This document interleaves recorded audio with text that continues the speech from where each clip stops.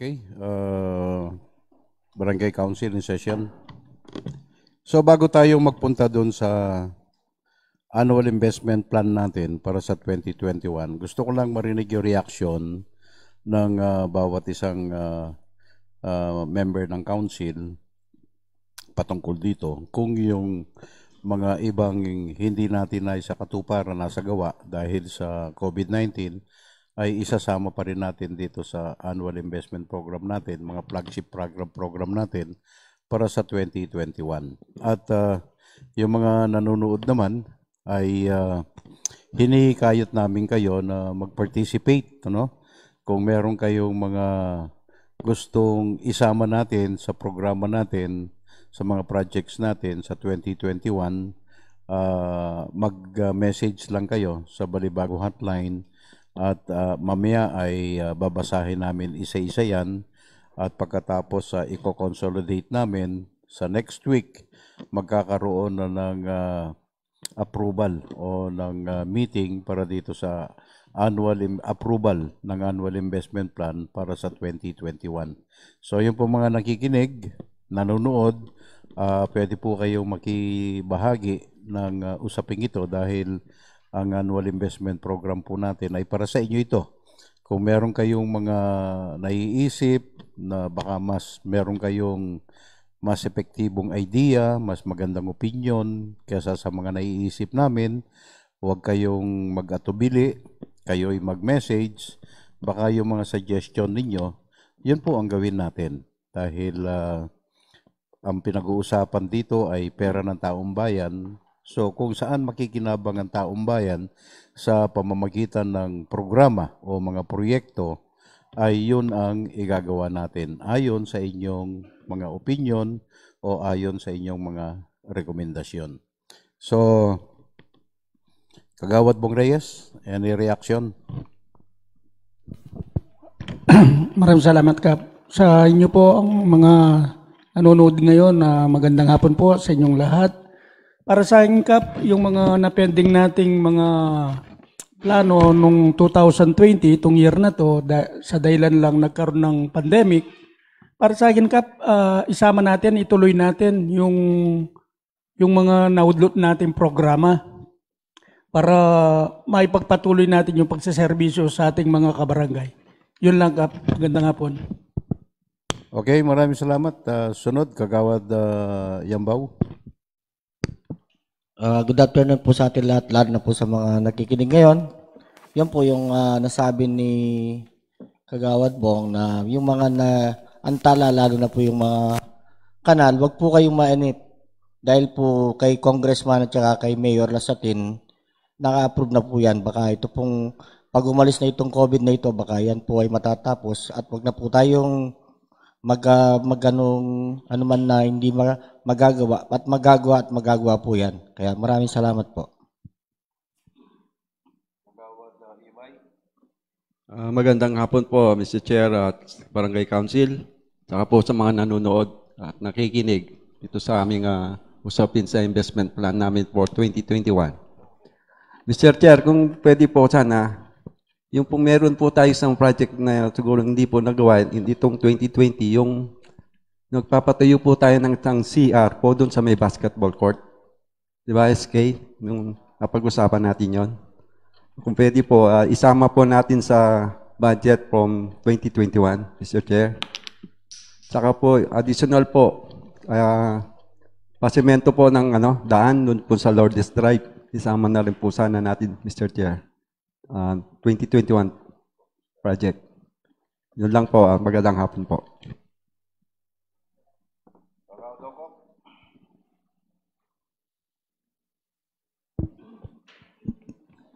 Magandang hapon lahat sa ating lahat. Kapitan, sa mga nanonood sa atin. Kung ano yung kabubuti po sa ating barangay, na alam po natin maraming nanonood sa ating mga kabarangay sa Balibago. Kung ano po maganda, tuloy po natin para sa ating barangay. Yun lang po.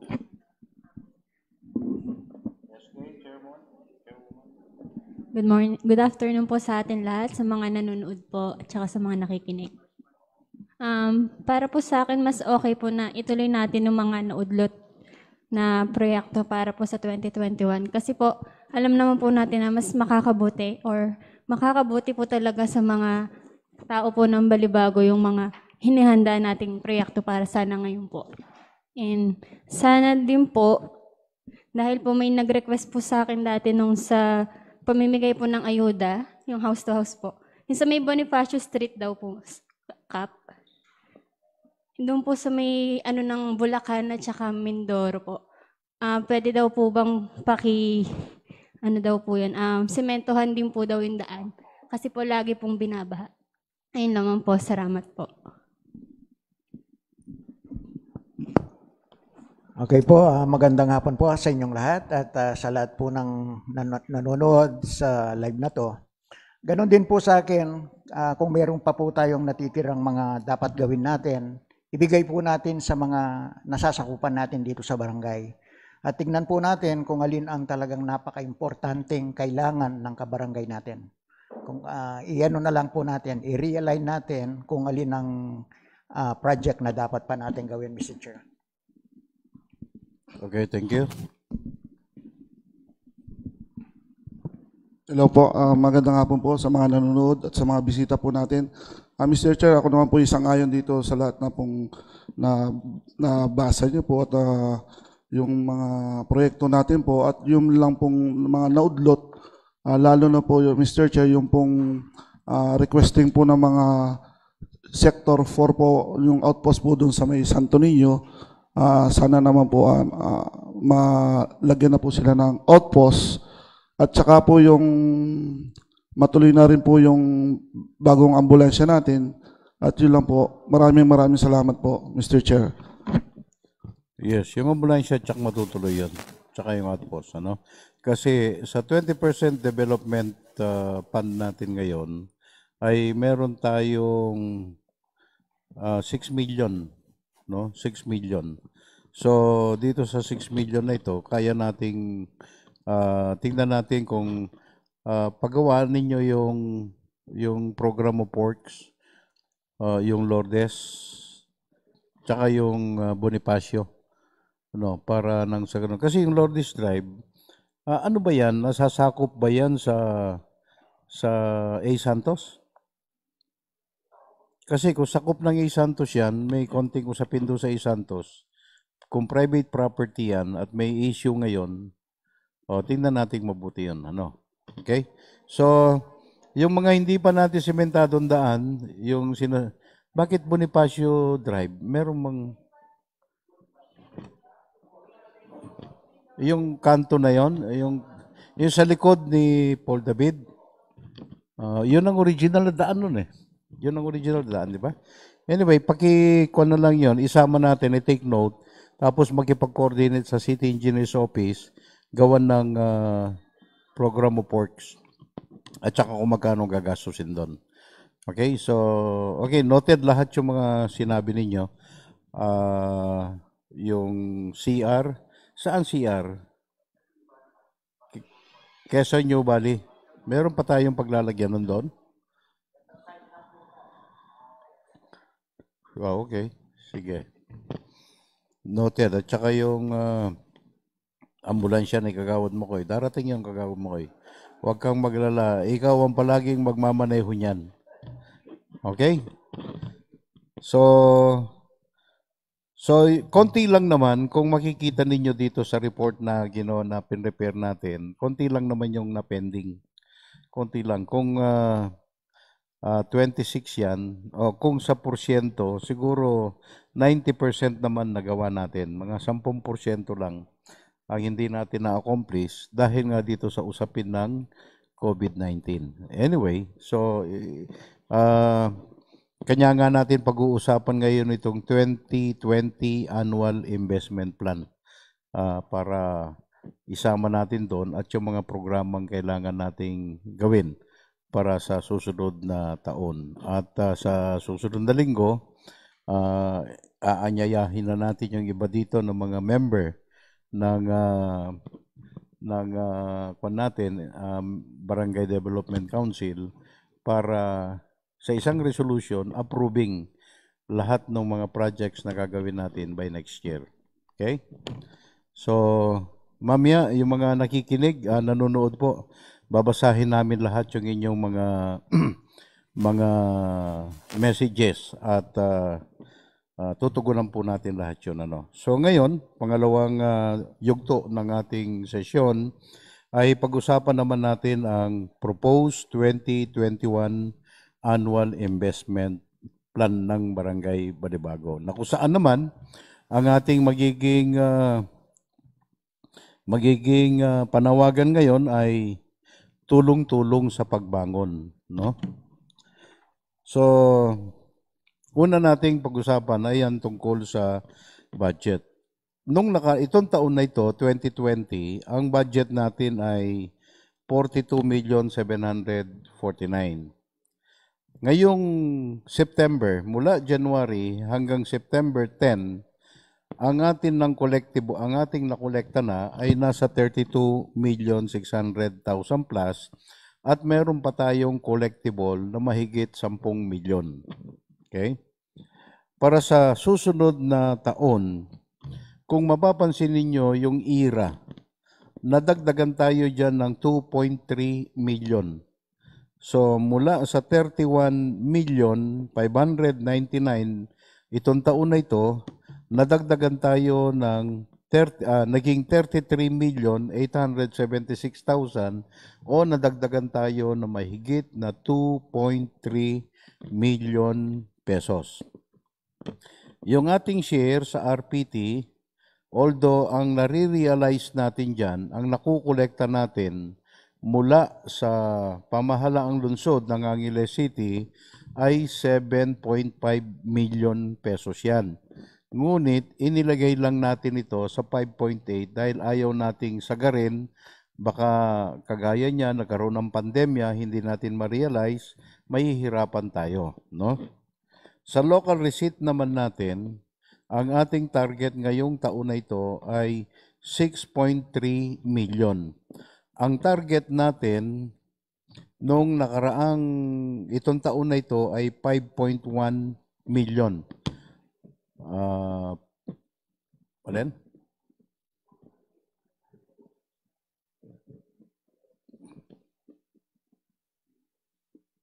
Nung calendar year 2020, ang target natin ay 4.6 million.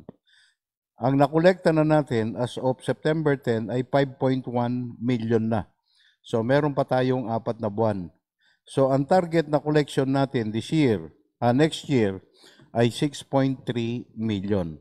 At sa tingin ko naman ay pagkatapos ng taon, itong mga nakakaraang taon na ito, umaabot naman ng 7 million ang collection natin sa lokal, no? At meron tayong tulong na 100,000 subsidy galing sa ating syudad. So kung titingnan natin sa kabuuan, ang magiging proposed budget natin sa 2021 ay 46,100,000 pesos. Any question? Okay. Doon sa ating investment priorities natin. Number 1, yung assist the national and local government to recover the economy and lessen the impact of COVID-19 to affected barangay constituent dito sa ating barangay.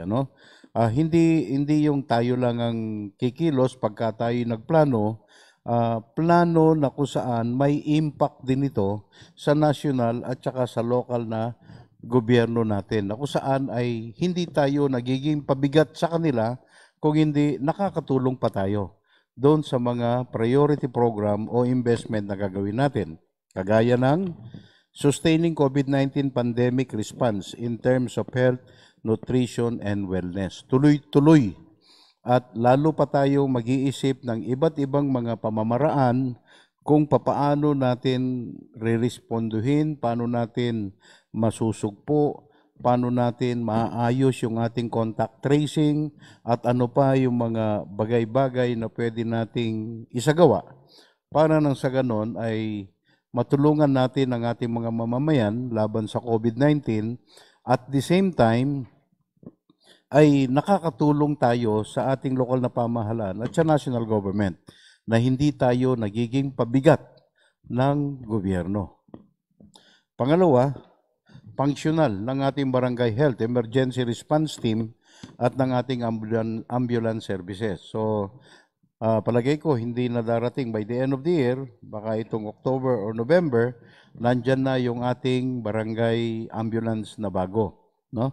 Mas malaki, mas maganda, at mas advanced itong ambulansyang in-order natin, na kung saan kailangan ay yung barangay health emergency response team naman natin ay kailangan dagdagan natin ng training, dagdagan natin ng edukasyon at kaalaman patungkol sa first aid, patungkol sa pagresponde kung sakaling sa mga susunod na taon ay nandiyan pa ang COVID, palakasin natin ang kaalaman ng birth natin patungkol sa contact tracing at lalong-lalo na saan ang source, saan nanggagaling ang COVID-19 virus na yan.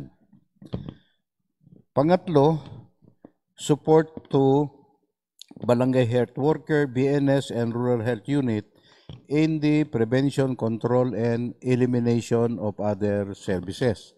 No, kagaya ng ginawa natin, tayong kauna-unahan na agad umaksyon, bumili tayo ng mga PPEs natin, di ba? Para sa ating mga mamamayan, sa ating mga first responder, sa ating mga birth. At kasabay pa nun yung mga pinamahagi sa atin ng ating syudad, sa pamumuno ni Mayor Lasatin, at saka yung ating barangay nutrition, no? At saka yung rural health unit natin. Ang tema natin dito ay upang ma-prevent, no? Hindi maganap, makontrol kung sakaling meron man, at maalis natin kung sakaling meron pang mga panibagong sakit na darating sa atin. So, prevention, control, and elimination. Yun ang importante. Pero, ang kailangang palakasin natin ay yung prevention. Kung paano natin ito, kung paano hindi ito darating sa atin. Ma-prevent natin. Kasi, mas maganda yung walang dumarating kesa sa may darating, gagamutin natin. Mas maganda yung wala tayong ginagamot dahil walang nakakapasok na anumang pandemya o sakit dito sa ating barangay. So, isa yan ang number one na investment priorities natin, na hindi tayo magiging pabigat sa gobyerno kung hindi makakaambag pa tayo doon sa mga maiisip nating innovation o mga ibang gawain para nang sa ganon ay mapanatili natin ang kalusugan ng ating mga mamamayan. Pangalawa, na investment priorities natin, stronger partnership with the city government, national government agencies, and interagency bodies. Support to blended learning system of DepEd. So, ngayon kasi ang sistema ng ating edukasyon ay hindi nakagaya ng dati. Wala na yung person to person o teacher to student na sama-sama sila. Kung hindi virtual na through social media na. So, susuportahan natin ang ating DepEd, provision of community Wi-Fi access, dadagdagan ng pondo natin tungkol dito. Meron na tayong 3 free Wi-Fi zone. Kanya lang, hindi po pwedeng pagka nagawa ito, ganun na lang. Kailangan talaga nito ay maintenance. Kasi mga gamit lang yan, kagaya nung nandun sa Adrian 3, tinamaan ng kidlat. Kanya yung isang malaking antena doon nasira. So nawalan doon. So kailangan dagdagan natin ang ating pondo para dito sa Wi-Fi access natin. Provision of mobility services to seniors, children, and PWDs affected by the pandemic. So sa mga sasakyan naman, wala tayong problema. Nandyan yung ating nandyan ang ambulansya natin, magiging 2 na yan. Yung isa ay i-convert natin, magiging service ng admin natin, pero pwedeng gamitin ng lahat pa rin yun.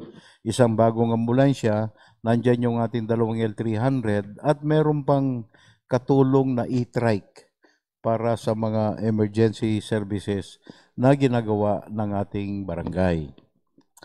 Promoting greater coordination with private sector and stakeholders in the provision of livelihood assistance and employment opportunities. Ito ang isang malaking hamon para sa ating lahat. Kung titingnan natin, marami pa ang nakasara hanggang ngayon. Kung ito'y magtatagal at alam din naman natin na porsyento lamang ng manggagawa sa isang negosyo ang pinapahintulutang pumasok o magtrabaho, ano na ang gagawin natin doon sa mga hindi pa nakakapagtrabaho? So mag-iisip tayo, maglalagak tayo ng pondo para ipalakasin natin yung koordinasyon natin sa mga negosyante dito sa atin, lalo na sa mga private sector, upang nang sa ganon ay magkaroon tayo ng public-private partnership patungkol doon sa mga tulong panghanap buhay at hanap buhay oportunidad para magkaroon ng trabaho ang ating mga kabarangay. So ipopokus natin ng gusto ang ating karanasan, ang ating pondo para dito sa para sa ating kabuhayan ng ating mga mamamayan. Pangatlong priority program natin, investment program,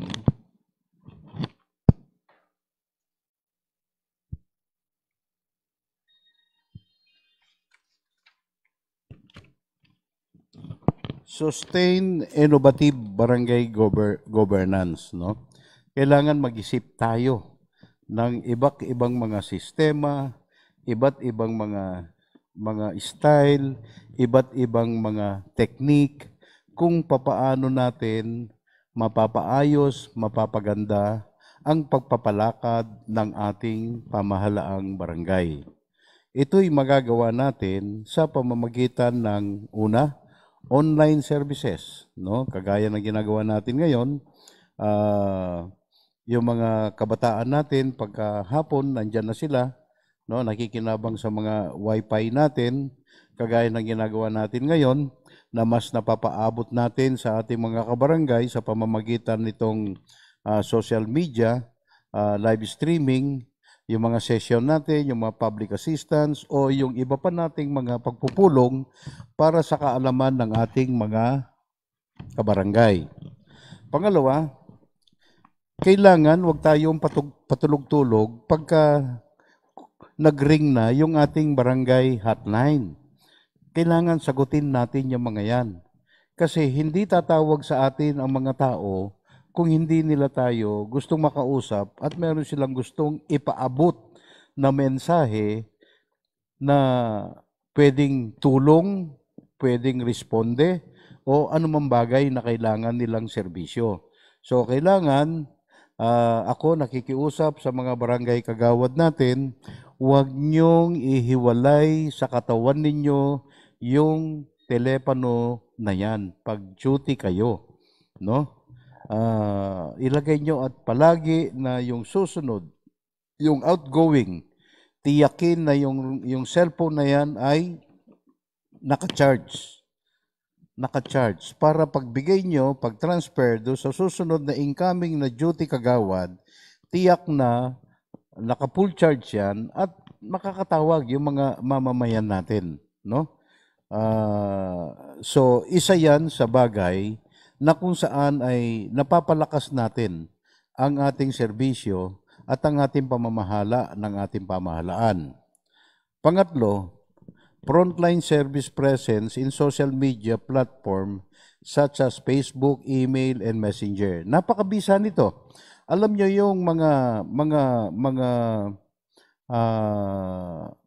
notices, informations natin tungkol sa SAP program, no? Kaagad nagre-responde kaagad ang ating mga tao pagka ipinost na natin sa Balibago hotline at pati na din doon sa Balibago yung aking personal Facebook account na kung saan ay napaparating sa atin, no?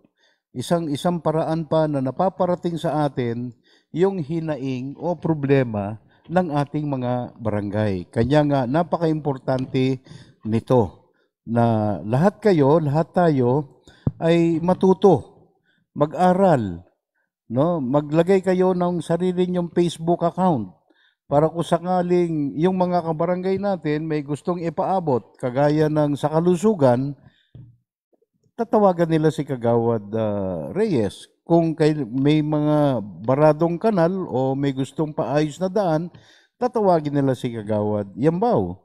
O kung kailangan ng assistance sa peace and order, si Kagawad Ibay, and so on and so forth.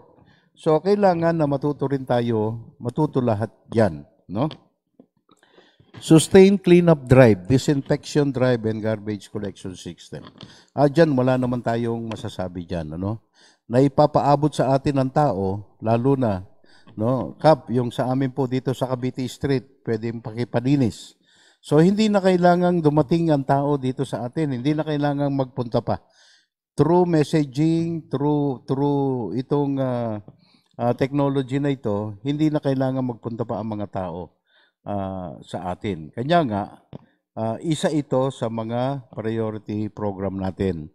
Yung functional barangay-based institutions natin, yung kagaya ng BPATS, barangay disaster, yung barangay, yung BPOC, Peace and Order Council, BADAC, BAUSI, yan. Lahat ng mga concern ng mga tao dyan ay kailangan ito ay gumana.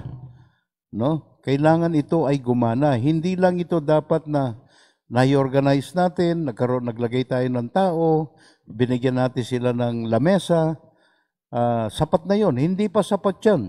Yun ay preparasyon lamang para ibigay natin sa mga nangangailangan, alinman dito, ang problema ng tao. Paghahanda para sa serbisyong gagawin natin para sa tao. No? Hindi yung sapat na, meron kaming BAUSI desk dito, meron kaming Peace and Order desk, meron kaming BADAC desk, meron kaming, wala naman yung mga tao dyan. Walang kwenta yon. Kumbaga, istruktura lang, pero hindi siya gumagana. So, kailangan gumana lahat yan. So, kung sino man ang mga naka-assign sa inyo dyan, kagaya ng barangay disaster, pag-aralan natin lahat yung barangay disaster na yan. Kung ikaw ay sa peace and order, pag-aralan mo yung peace and order. Kung ikaw ay sa anti-drugs, pag-aralan mo anti-drugs. Kung ikaw ay sa violation against women and children, pag-aralan mabuti. Ano mga batas na nakapaloob dyan? Kung ikaw ay nasa barangay Council for the Protection of Children, pag-aralan lahat yan. Kung ikaw ay katarungang pambarangay, kung ikaw ay mancom, o kaya ikaw ay sa SK, so lahat yan. No? Lahat yan. Hindi kailanman gagana ng matino, epektibo at tuloy-tuloy ang isang lokal na pamahalaan na hindi nagkaroon ng sapat na kaalaman at katangian o training ang lahat ng mga nakaupo sa lamesa na yan. Ang tawag ko doon, inutil. So, hindi tayo dapat maging inutil. Hindi sapat na nandyan tayo, dapat alam natin kung ano ang ating ginagawa batay doon sa mga nakatalagang serbisyo, nakatalagang obligasyon para sa ating lahat. Okay? Panglima natin na investment priority natin,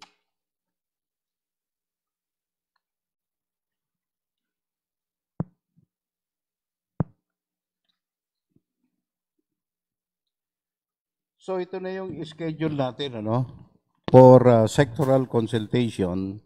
So kayo po mga nanonood, kung saan ka mang sektor nakasama dito, ikaw ay solo parent, PWD, o anuman, ay makinig po kayo dito. Ito po ay kailangan natin.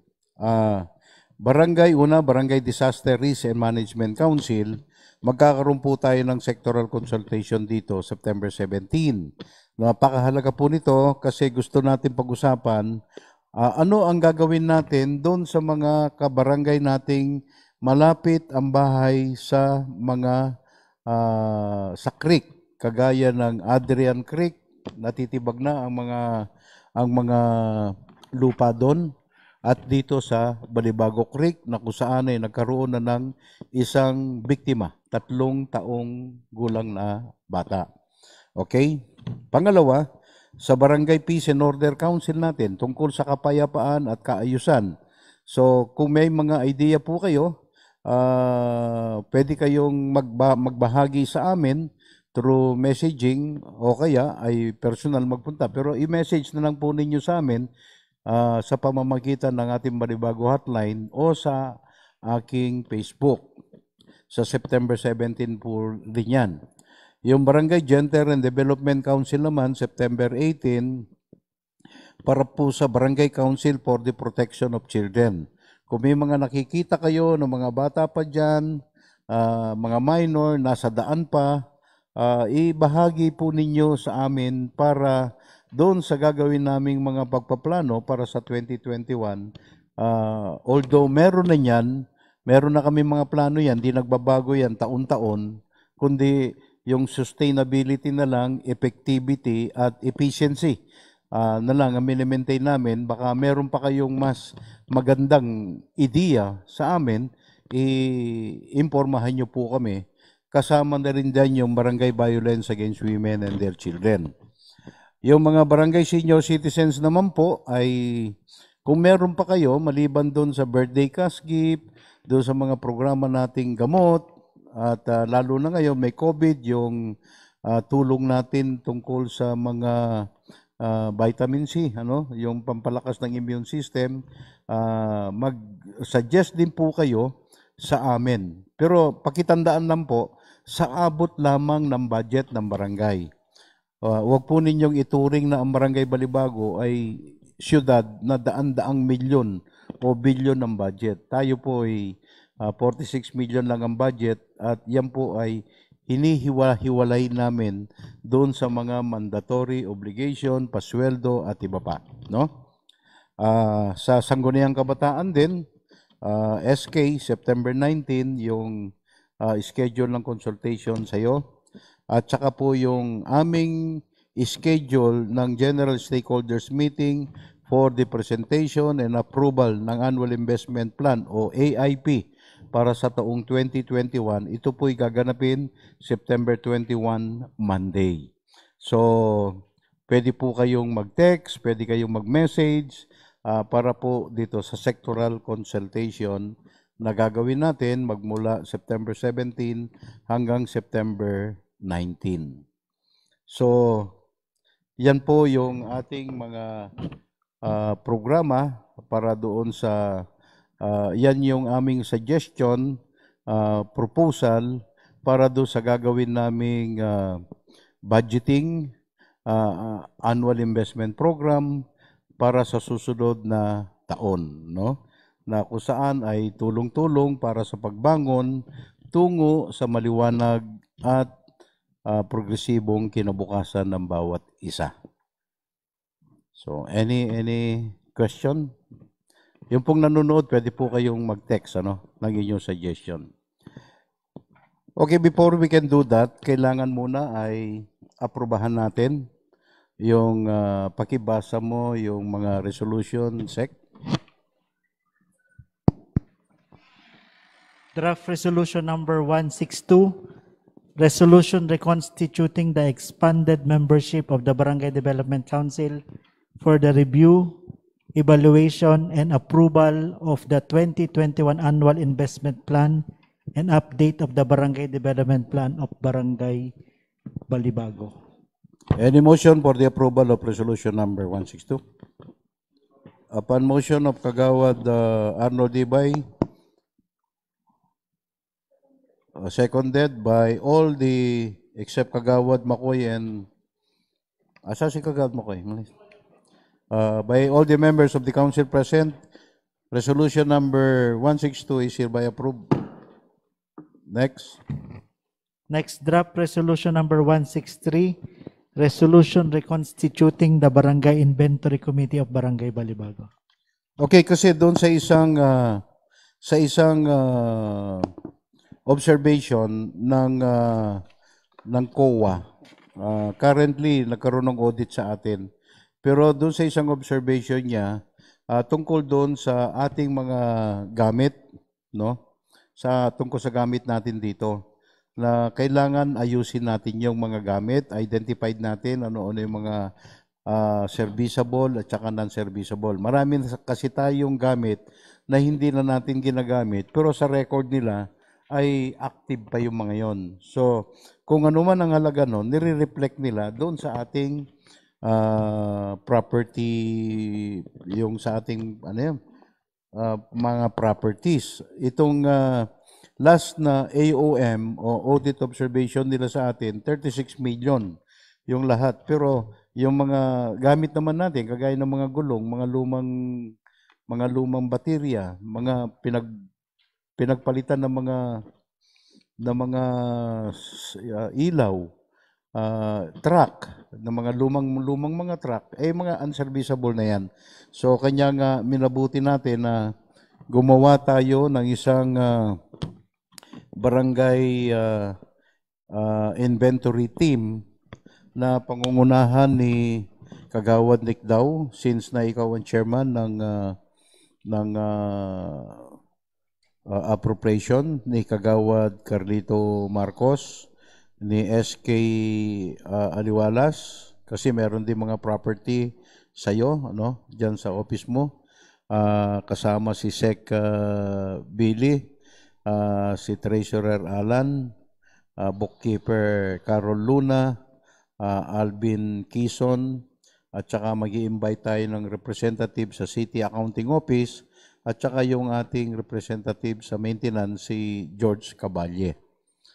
Para nang sa ganon ay magsagawa ng inventaryo at i-report ano pa yung mga gamit na ginagamit natin at ano yung mga gamit na nabili natin ngayon noon na hindi na natin ginagamit ngayon, unserviceable na, para na sa ganon ay mawala na sa ating responsibilidad yung mga yon. So any motion for the approval? Upon motion of Kagawad Abel Reyes, duly seconded by all the members of the council present, resolution number 163, series 2020 is hereby approved. Okay, so ngayon ay babasahin natin yung mga response ng ating mga kabarangay. Sige nga, Sek. Pakibanggit ang pangalan. Galing po kay Nora Pineda. Good afternoon po, Kap, at mga kagawad. Keep safe po and God bless. Mula kay Antonia Luque. Salamat po. Good evening po, Kap. Good evening. And all the kagawad, stay safe and healthy. Salamat po. From Nastica Guzman. Sa lahat po ng taga-barangay, God bless po sa inyong lahat. Salamat po. From Aison Calo, keep it up, Kap. Nice job po. Saludo po kami sa inyo. Thank you po. From Rose Daniel Balaka, keep safe po to everyone and most of all, good, Kap, at nire-report nyo sa Balibago ang ginagawa nyo. Thank you.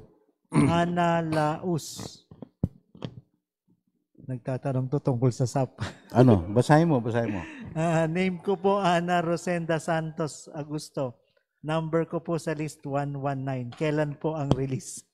Ana, alam mo, marami nagtatanong sa inyo at sa amin, bakit hindi ako nakasama? So, ganito yung sistema niya, Nana. Kami ang nagpo-process ng mga pangalan ninyo at kami rin ang nagre-recommenda. Pagka nakita namin na qualified kayo, isasama na, i-consolidate namin lahat ng listahan na yan, padadala namin sa City Social Welfare. At ang City Social Welfare naman ay magkakandak din na sarili nilang evaluation at validation. Pagka na-evaluate na nila at binalidate na, padadala nila ang pangalan niyan doon sa Department of Social Welfare. Diretso na yan sa National Copy Partner siguro Region 3, DSWD. Ngayon, yung national government through DSWD, sila ngayon ang nag-a-approve niyan. So paulit-ulit, wala kaming authority na mag-approve, wala kaming authority na mamili kung sino ang makakatanggap. Yung mga nabibigyan natin ngayon, maswerte yung nakatanggap ng waitlisted. Nakakuha sila ng June, nakakuha pa uli nung isang araw. No? Sila kasi ang mga pangalang ibinaba ng DSWD mula Manila. So, meron pa tayong inihintay na 4,000 plus na ibababa sa atin. Yung mga nakakuha ng ayuda nung una, yung 4,898, ang nabigyan lang ata doon ay 200 pa lang. Tapos yung waitlisted, nakakuha na ng 2 beses. Yun ang mga inihintay pa nating pangalan. So kung ikaw ay kasama sa waitlisted, Ana, yan ay hintayin natin. Ano? Maghintay po tayo. Ang ginagawa namin dito, pagdating mula sa national government, sa DSWD, ibababa sa City Social Welfare. Ang City Social Welfare naman ay ibababa sa amin. Yun ngayon ang madalas naming ino-overtime, madalas naming ginagawan kaagad ng paraan na makumpleto ang dokumento, at kami rin na nagseset. Ngayon ay pinagbigyan kami sa kahilingan kasi kung mapapansin nyo, yung 500 plus na nakakuha nung nakaraang isang araw ay hindi na sila pumila sa mga payout centers na kagaya ng Western Union kasi nag-suggest ako dahil napansin ko na yung mga nakakuwang una, darating sila ng umaga, magbubukas ang payout center ng alas 8, 8:30, aayusin pa yung papel, mag-uumpisa ang bigayan ng 9 o'clock, 3 oras na naghihintay yung tao. Pagdating ng 9 o'clock, ang init-init, walang upuan yung mga kumukuha ng ayuda. Pagdating ng alauna, alas 2, hindi pa nagtanghalian yung tao, aabutan na siya ng ulan. Kanya nga ako'y nagrekomenda, kinausap ko yung Western Union, inimbitahan ko na kung po pwede, gayahin yung unang ginawa namin doon sa farm, pero sila pa rin ang magpapacilitate nung pagbibigay ng pera through digital release nung ayuda ng mga beneficiaries natin. So, nung nakaraan, doon sa farm ginawa, mahigit almost 500 yung nakakuha. Pero masaya kami kasi nakaupo ang mga tao, nasa lilim sila at mabilis ang proseso. Hindi kagaya nung una, 200 plus, inabot na maghapon. No? Kanya inabot ng alas 3 kasi nakiusap kami na maghintay pa yung mga taga-Western Union dahil yung ibang makakakuha, hindi kaagad kumuha. Sa katunayan, ngayong araw na ito, marami nagpunta ngayon dito sa akin, nagpapirma nung kanilang mga dokumento. So, ganun yun, Ana. Maghintay tayo, kami ng Barangay Council, ay lahat kami gusto namin, lahat kayo makakuha. Okay? Next from Kagawad Joel Ocop. Salamat, Antonio Lugi, sa concern at lagi ninyong pagtutok tuwing may pag-uusap ang barangay. God bless. Okay, God bless din, Kagawad Ocop. Nasaan ba siya? Ito? Okay. Mula kay Nerzen, sa inyo pong lahat, keep up the good work. God bless po kayo. Maraming salamat. Kay Gemma Torrenfranca, good PM po. Keep safe po sa ating lahat. God bless po, especially kay Cap Tony Mama. Salamat, Jem. Kay Christina Isguera, Kapitan, sana kayo na lang habang buhay. Dahil sadyang napakahusay ninyo. Hindi Mabuhay pwede. po kayo. Pagdating ko pag hindi ko na kaya, hinto na ako. Pero hanggang kaya pa, sige. Hanggang gusto nyo. Mula kay Raymond Gonzalez, kay Teacher Raymond. Good afternoon po, Kap. Mabuhay po kayo. Yes, Raymond, masaya kong babanggitin sa iyo.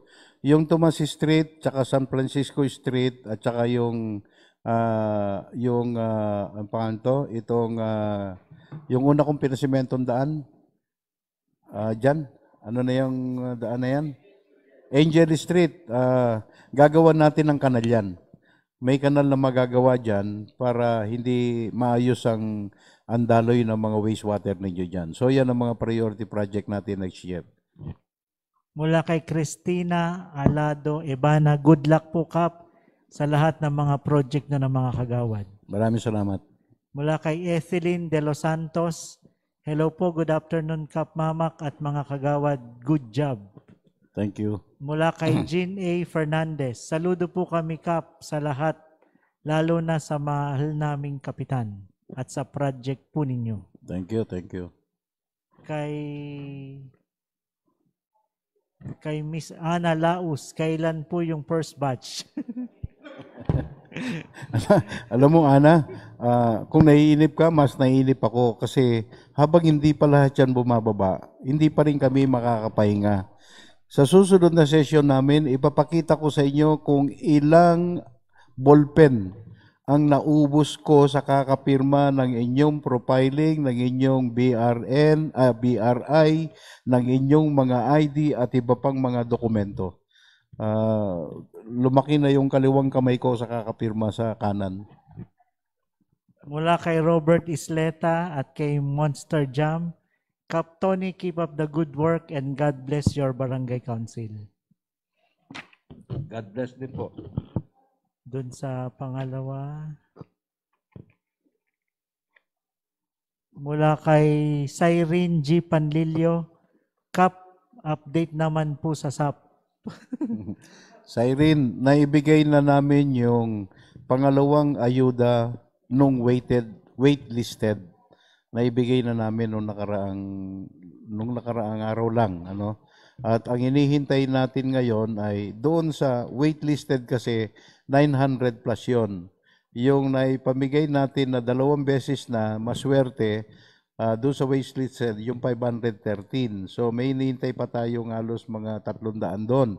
Ngayon, doon naman sa unang ayuda, yung nakakuha nung May, na 4,898, yun ang inihintay natin ngayon, Cyrene. Kung ikaw ay nakakuha ng unang ayuda, ay tsak kasama ka doon kung hindi ka na-disqualify. Mula kay Abigail Alabaro, hi po, Kap, at sa mga barangay officials po ninyo, thank you sa pagiging transparent sa mga data about sa barangay at sa pagiging open po ninyo sa mga tao sa suggestions po nila. Thank you po and God bless. Maraming salamat. Mula kay Rolando Rosales Flores, good PM, Kap, kailan po kaya dito sa amin sa Purok 15? Kasi po naubusan na po kami. Yung alin ang ibig sabihin? Yun lang po yung sabi niya. Yung ayuda. Halos kasi karamihan sa Purok 15, yung first tranche sila halos nakakuha lahat eh. Huwag kayong magalala pag dumating na yung mga BRN ninyo, ay tsak yun. Kasi ang nangyari noon, kasi nung unang ginawa natin, purok by purok eh. Kanya pag nakakuha yung isang purok, lahat sila mayaman yung araw na yun. Kasi lahat, talos ng pamilya may 6'5". So, huwag kayong magalala, maghintay tayo lahat. At least may inaasahan tayo. Kay Lainali Carlos Pare, forever mama kami. God bless po sa inyo. Kay Rosaline Valles, hello po, keep safe po kayo lagi and God bless Barangay Council. Maraming salamat po sa inyo. Yan lang po, sir. At sa mga puro congratulations, ang inihingi po namin sana yung inyong suggestion para doon sa pagpaplano para sa susunod na taon. Anyway, nakikita naman namin, si Kagawa Dibay, ang suggestion niya ay tsaka si SK magkaroon ng comfort room o kuwan doon sa basketball court. Si Kagawad Makoy naman, ang kahilingan niya ay yung ambulansya. Siguradong darating naman yon, no? Si Kagawad SCSK naman, yung daan doon sa Bonifacio, tsaka si Kagawad Dibay, daan doon sa may Lourdes Drive. So, yung ibang kagawad natin, mag-isip kayo kung ano pa para doon sa preparasyon natin, i-consolidate natin yan. At kayo po, kung hindi man kayo nakapag-suggest ngayon at nagbigay lang kayo ng papugay sa amin, baka may iniisip kayo sa lugar ninyo Kung meron pang mga kailangan lagyan ng drainage system, doon sa Kompala, Santo Niño, ay yung barangay outpost, no? So, ang budget po natin ngayon sa 20% development pan natin ay nasa 6 million, no? So, kung yung 6 million na yan, kung lahat ng project ay gagawin, hindi sapat-sapat. Kanya nga tayo ay humingi ng tulong at palagi naman tayong pinagbibigyan ng ating congressman, John Lasatin, at humingi rin tayo ng tulong at taon-taon naman, maski na sino naging mayor ng ating syudad, ay nagbibigay din naman sila ng project ng syudad sa mga barangay. So itong ang ating kasalukuyang mayor ngayon ay 3 po yung ating hinihiling sa kanila, ngunit naintindihan natin kung bakit hindi na isagawa dahil dito sa COVID-19. So asahan po ninyo, patuloy kaming magiging ang pamahalaan ng Barangay Balibago ay palaging bukas, hayag, at makatotohanan ang lahat ng gagawin nating mga programa dito at prioridad po kayo. Kaya nga po nire-regular namin ang online session namin para po magkaroon kayo ng pagkakataon na makilahok, makibahagi at kung meron kayong gustong isumbong lang po ninyo. Kung merong mga palalo, merong abusado sa mga bantay bayan natin o kung sino man na manggagawa at involved sa mga illegal na gawain, isumbong nyo po sa amin at gagawin ko po ng paraan yan. Gusto po namin ay magkaroon ng mga tunay na mga magsisilbi sa ating mga mamamayan.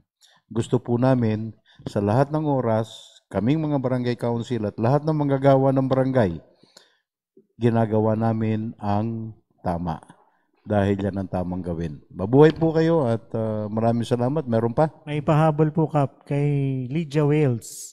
Good PM po, Kap. Sana po tignan po kung paano magkaroon ng drainage sa Teodoro Extension. Yes, titignan natin yon kasi yung dadaanan ng release ng tren. No, kasi yung release po ng tren ay magagawa na. Mag-uumpisa ngayong September, no? Yung nag-clearing operation na diyan, yung North Luzon Railway Extension. So, tatamaan 'yan. Kanya nga pati yung sinasabi ni Kagawad na barangay outpost, titingnan natin doon sa program, sa plano, baka tamaan din 'yan. Sayang ang pera kung yan ay tatamaan. Pati doon sa Teodoro. Kasi malawak yung gagawin nilang release ng tren. At saka doon naman sa may 6th Street, yung dating release doon na bakante, tatamaan din yung lugar na yon. At may mga bahay na tatamaan doon. Baka pati yung outpost ng barangay ay tatamaan din doon. Kanya hindi natin yon pinapaayos. Dahil kung papaayos natin yon, sayang lang ang pera natin. Siguro pagka tinamaan yon, ihilingin natin sa Department of Transportation, paggawa nila at ayusin nila. Mas maganda. Okay? So, wala na? Okay, announcement kay Sec Billy. May training po sa contact tracing sa Monday. Yung letter po sa inyo, Kap, from PNP. So nagre-request po sila ng representative dito from birth at kung sino pa. Dahil yun na po yung gagamitin nila sa mga contact tracing. Saan gaganapin? Sa sa ACTA. 174 po. Okay, so yung birth natin, Kagawad Arnold Ibay, Kagawad Makoy, at saka yung ating mga health workers siguro kausapin, baka kasama rin sila. No? Okay? So, kung wala na po, maraming salamat sa inyo at tandaan natin sa lahat ng gagawin natin sa buhay, gawin natin ay dahil yan ang tamang gawin. Mabuhay po kayo. Magandang gabi. Ma'am Carol,